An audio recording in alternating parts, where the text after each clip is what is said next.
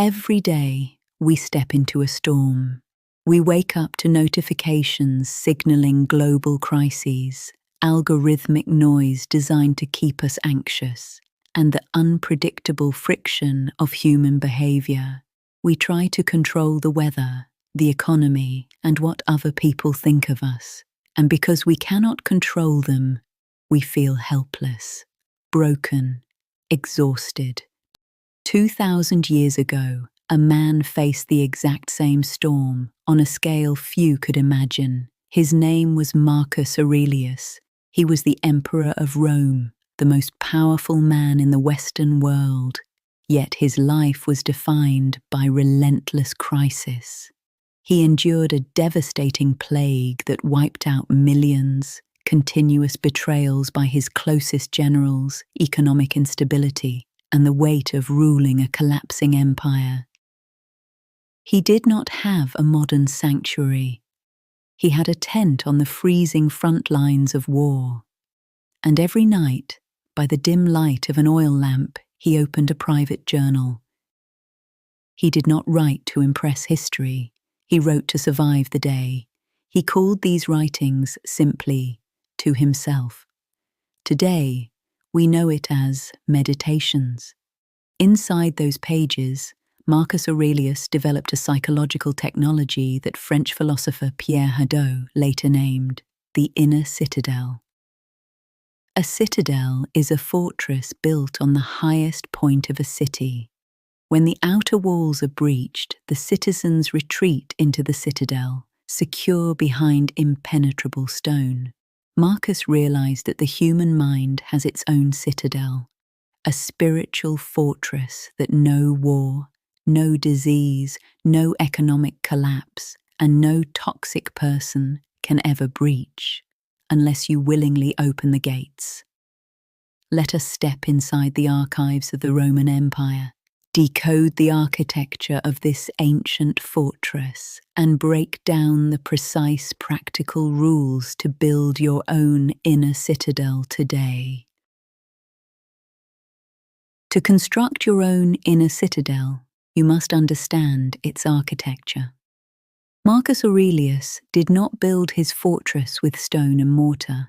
He built it using 3 mental disciplines. These are the 3 pillars of Stoicism. The pillars of perception, desire, and action. The first pillar is the discipline of assent.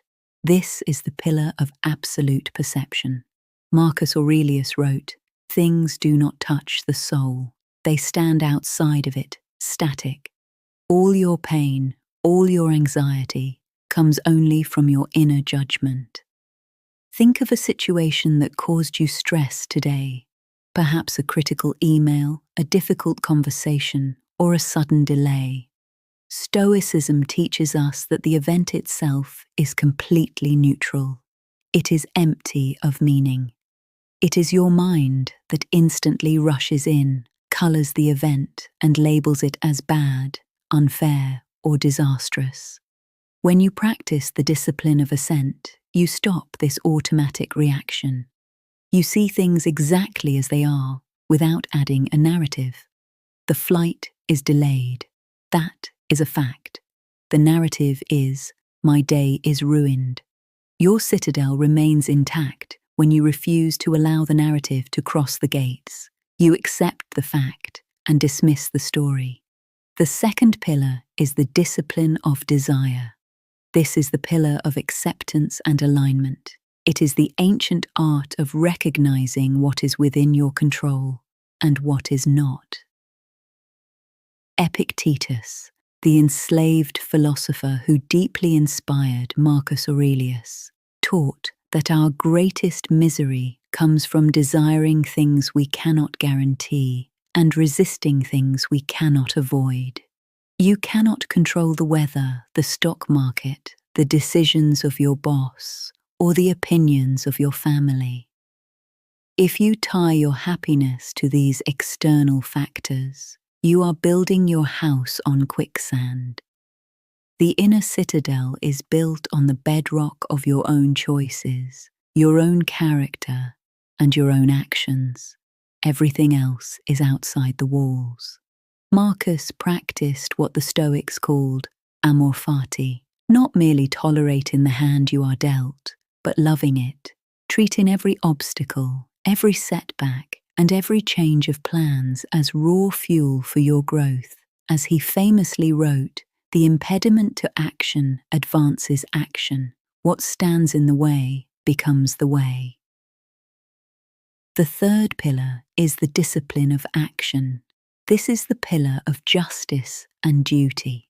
Many believe that Stoics are cold, detached, or isolated from the world. But Marcus Aurelius was an emperor. He could not hide from society, and neither can we. The discipline of action is about how we step out of our citadel to serve others. It means doing the right thing, even when it is difficult, even when nobody is watching, and even when others are ungrateful. Marcus wrote to himself in the morning, "The people I deal with today will be meddling, ungrateful, arrogant, dishonest, jealous, and surly. They are like this because they cannot distinguish good from evil. But I have seen the beauty of good and the ugliness of evil, and I have recognized that the wrongdoer has a nature related to my own." Your third pillar is built when you realize that other people's bad behavior is their own burden, not yours. You do not respond to their chaos with chaos. You respond with duty, integrity, and calm determination.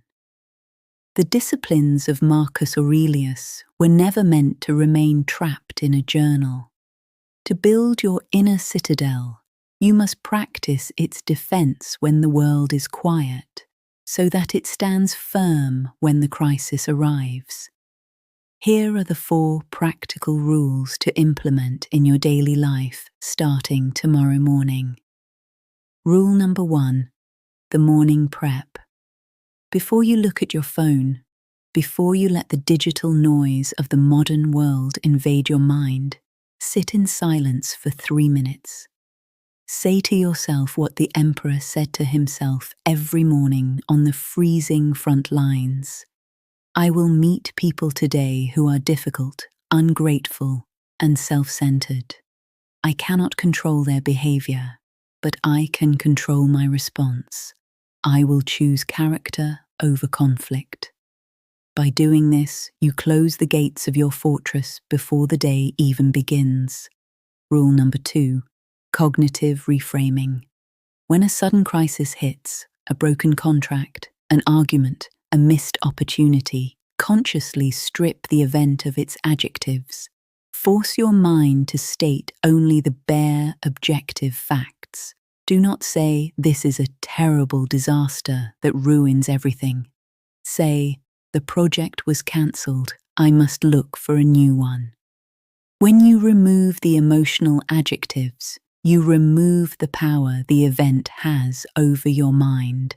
You preserve your energy for the solution rather than wasting it on the tragedy. Rule number 3, the view from above. Whenever you feel overwhelmed by your personal stress, close your eyes and practice the ancient exercise of zooming out. Visualize your room, then your house, then your city. Expand your mind until you see the entire planet, a small blue dot floating in an infinite expanse of time and space. See the billions of people who lived before you and the billions who will live after you.